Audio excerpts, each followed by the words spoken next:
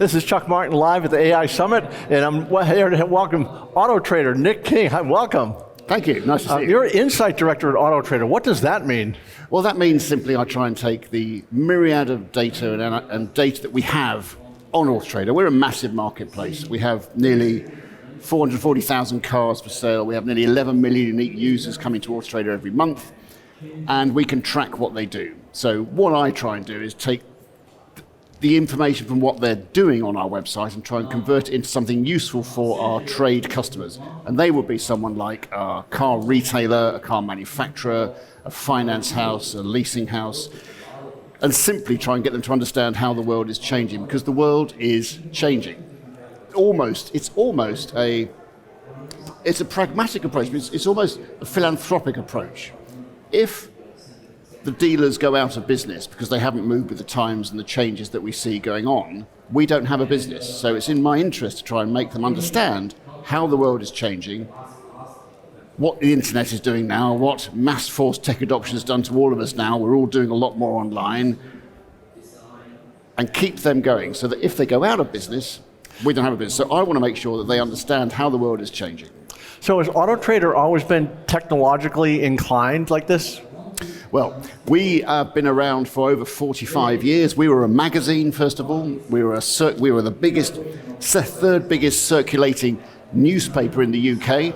Used to sell 440,000 copies, and we had a very small website. And of course, we were a classified site, and as, of course, the world evolves and you can realize that you shouldn't publish something once a week, because the car you see for sale on Thursday will be sold by Saturday. We, of course, built the website, and then eventually in 2014, we stopped printing magazines altogether. I joined AutoTrader 16 years ago as New Media Business Intelligence Director. New media. The internet was new media. And now, of course, it is all media. So now, of course, we are just a large website, but we're not just a website, we are a data house. We can help you. So, Chuck, imagine if you want to start your own business, you come to the UK and say, I want to be a car dealer. We can provide you with all the information you need to source, monitor, track, sell, remove, transport, build sites for your Chuck Martin Motors. We can do it all for you. So are you tracking information on the actual cars, like a Carfax kind of information, information on consumers in terms of their buying behavior, or a combination of that? Or all of that. So we don't have a closed wall, so anyone can search for a car on AutoTrader, but you put your postcode in. And like in the UK, like in the States, a zip code, the postcode denotes a very small number of houses on a road. So we get some basic demographic data on, we know who you are by social group, over your average household income, so we know that sort of information about you. So on a consumer level, we can see of the 11 million that are coming on AutoTrader every month, we know roughly where they are in the UK. We also know, as a retailer, are you selling vehicles? Because a car will be advertised, and then when it's sold, it'll be removed. So we get a proxy for, are you selling vehicles? We can also work out where people are looking. And this is really important for the big elephant in the room today, which is electric vehicles. By 2030 in the UK, you won't be able to buy a new internal combustion engine. So we have to move the audience into moving into electric vehicles, but they're quite complicated. They're expensive. They're more expensive than internal combustion engine cars. The range isn't very good. The charging infrastructure isn't in place. We need to convince and help consumers to move to electric vehicles. And what we can do by looking at who is looking for electric vehicles and where, we can build heat maps and say, we see in wealthier areas people are looking for EVs, in poorer areas they aren't. Why aren't they looking for an EV in a poorer area? Not just because the cars are more expensive, but also because there's no charging infrastructure. They haven't got a drive. How do they charge their car? So we're working with the government to provide information as to where they should be putting those charging stations. So that sounds like a whole different model. You're actually having to push a government to do something. We're getting into legislation. We were just a marketplace, and now we're helping actively. We present to number 10 every couple of months with highlighted data and say, this is how the world is changing in the UK. It's a great place to be. Very exciting. So in terms of personal capability and personal information, you obviously have the capability to do anything with information. Do you have a range of consumers where some consumers say, I don't want to give you much information, but give me a lot of help, and others who say, I'll tell you everything because I want you to give me massive help? Yes. So it's really exactly that. You can register your own information and build a garage so you can actually store vehicles and come back to them and check them and stuff. And of course, if you do that, you give us more information and then we make a more bespoke experience for you. We'll give you more like the Amazon Netflix experience where there's a recommendation model going. So we're building that in. But what we don't want to do is force people to give us information. So we have to be general. It's a bit irritating because you could think, wow, if we knew everything about you, we could give you the most bespoke experience possible, but we can't do that yet. But we're still successful in our way. But can you tell if some consumers want to give you more information? Let's say again, sorry. Can you tell if consumers want to give you more information? No, good question.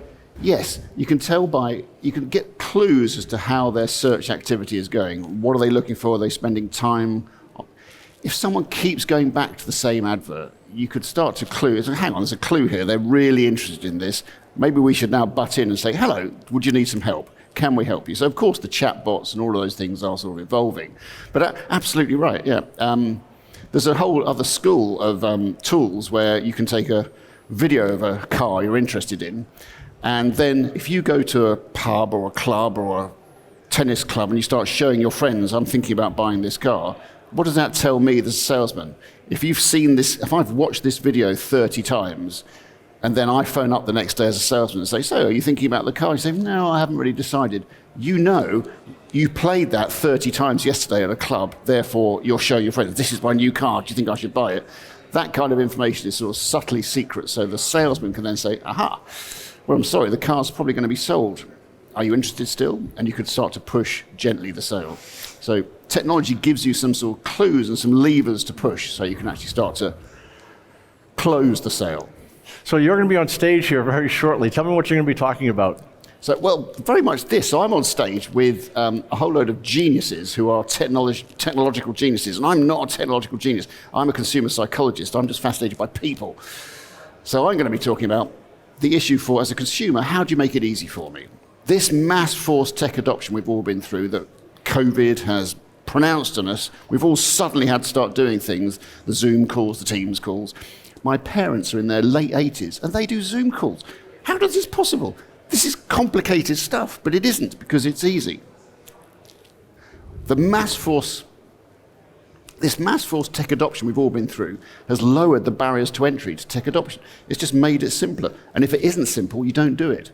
So I'm fascinated with how do we continue to make it easier for everybody, not just the geniuses that walk around sites like this. I tried to sit in one session earlier, and it's just a whole load of algorithms. I'm just like, oh, right, there's rocket scientists here, brilliant. So, and this is a scary word. When you say the word AI to general public, they can be thinking, oh, no, not for me, that's far too scary. Get it down to the lowest common denominator so that everyone can take part. Right. So a year from now, we're sitting here having a conversation. What will we be talking about a year from now? Wow, great question. Yes, and what I would love to be talking about is that we have managed to help persuade a whole load more people to buy into the electric vehicle market. That's the challenge. The big thing with electric vehicles, one of them is, how do we... The government currently takes about 50% of the revenue of the price of a litre of fuel is tax revenue. And that's going to go if we all just go to electric cars, because we're also going to be charging. How does the government recoup that lost revenue? Is it going to be through tracking me as I drive? And if it is, what does that do to privacy, my privacy? So I will get in the car and it will know I'm driving from A to B. And it will charge me correspondingly. Is it rush hour? It'll cost you a bit more. Is it middle of the night? It won't cost you so much. Was I speeding? It will know. How do I drive? So talk about GDRP, but talk about your access. Are you willing to give all this information away so that you can drive vehicles? Is that how we're going to get to? I don't know. In a year's time, we'll probably be a bit clearer. We'll have to get to that soon because 2030 is only 8 years away. Well, that will be an interesting conversation, maybe scary, we'll see. This is Chuck Martin at the AI Summit, London.